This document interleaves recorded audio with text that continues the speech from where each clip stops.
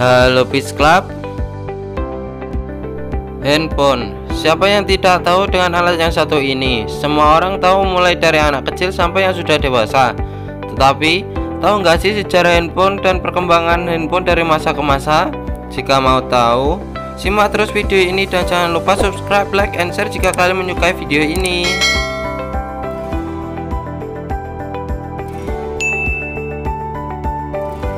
Untuk pertama kalinya, komunikasi melalui handphone terjadi pada tahun 1973 yang dilakukan oleh Direktur Motorola, Martin Cooper, yang menelepon petinggi Bell Labs yang merupakan rival utama dalam bisnis telekomunikasi di Amerika Serikat kala itu. Handphone yang digunakan oleh Cooper untuk melakukan panggilan kepada rival bisnisnya itu adalah Motorola Dynatec, singkatan dari Dynamic Adaptive Total Area Coverage. Ini merupakan prototipe handphone yang dibuat oleh Motorola. Ukuran Dynatec sangat besar dan tidak nyaman untuk dibawa kemana-mana. Beratnya mencapai 2 pound atau hampir 1 kg. Meski demikian, prototipe ini memang sudah bisa dipakai menelepon tanpa harus terhubung dengan kabel. Era komunikasi modern pun mulai berubah sejak kelahiran Motorola Dynatec ini. Hingga akhirnya pada tahun 1983, setelah Motorola lebih banyak berjibaku di laboratorium untuk menyempurnakan prototipe handphone buatan mereka, sejarah handphone pun tercipta saat muncul Motorola Dynatec 8000X. Ini merupakan handphone pertama yang dibuat secara komersial. Motorola Dynatec 8000X punya baterai yang tahan selama 8 jam. Selain itu, beratnya pun hanya sekitar 28 ons atau 793 gram saja. Masih cukup berat, tapi tidak terlalu menjadi beban saat dibawa di kantong. Berhubung handphone saat itu masih termasuk benda yang langka, harga jualnya pun cukup fantastis. Saat pertama kali dilepas ke masyarakat, Motorola Dynatec 8000X dijual dengan harga $4.000 Amerika Serikat. Riset Motorola pun terus berlanjut. Selang sekitar 6 tahun kemudian, Motorola pun menciptakan sebuah handphone yang lebih user friendly. Ukurannya jauh lebih kecil dengan bobot yang lebih ringan.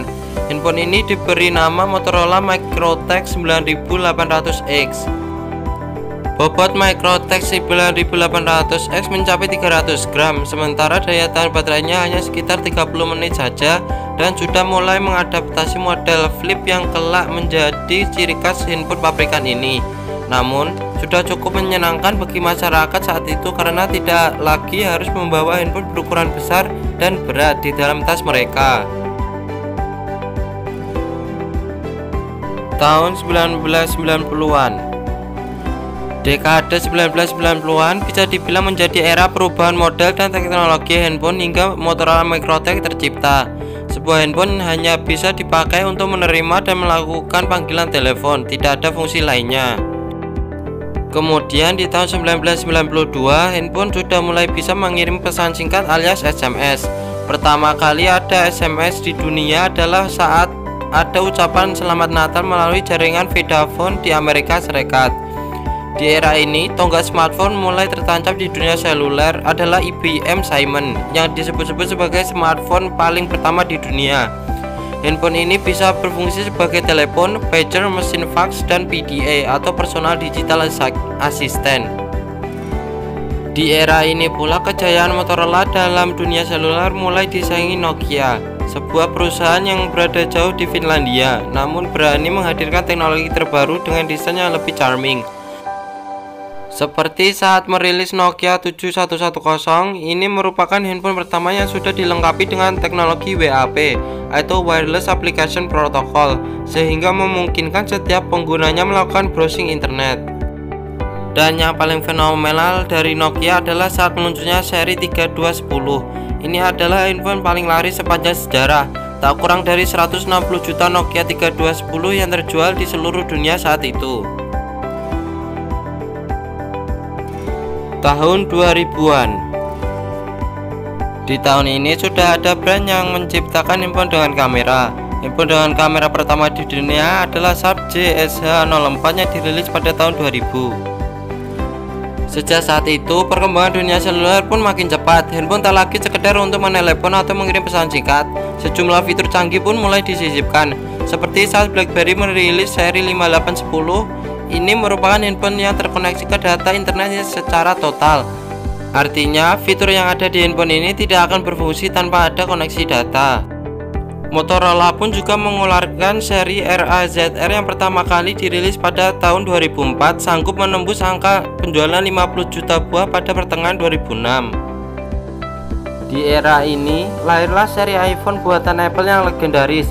Handphone hasil karya Steve Jobs ini mengubah sudut pandang masyarakat yang selama ini terpaku dengan model berkaibat standar. Apple menawarkan handphone dengan teknologi layar sentuh. Apple pula yang cepat tanggap dengan perkembangan di jalur koneksi data pada tahun 2007. Apple merilis seri handphone yang bisa digunakan pada koneksi data 3G. Perkembangan dalam kecepatan koneksi data ini juga yang ikut mengubah peta handphone dunia. Apple pun tetap teguh untuk selalu menggunakan sistem operasi buatan mereka sendiri, yaitu iOS. Di era yang penuh dengan perkembangan koneksi data ini, ternyata pihak yang pertama kali merilis handphone dengan menggunakan sistem operasi Android justru HTC, yang merilis seri Dream Slider pada 2008. Kehadiran HTC Dream Slider ini memancing banyak produsen lain untuk membuat handphone yang mengandalkan OS Android. 2010-an. Memasuki tahun ini, dunia handphone sempat diguncang oleh demam BlackBerry, khususnya di Indonesia, yang sempat menjadi pengguna terbanyak BlackBerry di dunia setelah Amerika Serikat. Indonesia pun kerap dijadikan acuan tingkat kesuksesan BlackBerry baru saat dirilis ke pasaran. Karena itu, Indonesia sempat menjadi tempat launching seri terbaru dari BlackBerry sebelum dijual ke berbagai negara di dunia. Namun demikian, sejarah handphone pun mencatat jika BlackBerry akhirnya tak mampu bersaing dengan handphone berbasis Android dan iOS. Setelah sekian lama bertahan dengan model QWERTY, BlackBerry pun mengikuti selera masyarakat yang lebih doyan dengan model layar sentuh. Kecepatan akses data sudah mencapai level 4G, dan lagi-lagi handphone pertama yang mampu terkoneksi dalam akses data 4G ini adalah HTC, yaitu HTC seri Evo, yang merupakan smartphone pertama yang sudah sesuai dengan standar 4G. Kemampuan teknologi yang diusung pun kian canggih. Kamera yang dulunya hanya berkualitas di bawah 1 megapiksel, kini rata-rata handphone sudah dilengkapi dengan kamera minimal 5 megapiksel. Bahkan, sudah banyak yang menggunakan kamera di atas 12 megapiksel.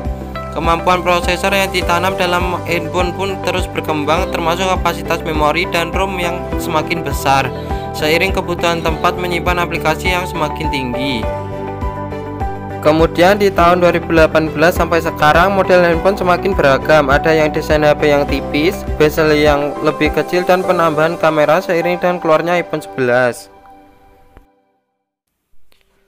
Terima kasih telah menonton video ini. Jika ada kesalahan mohon dimaafkan. Bye bye.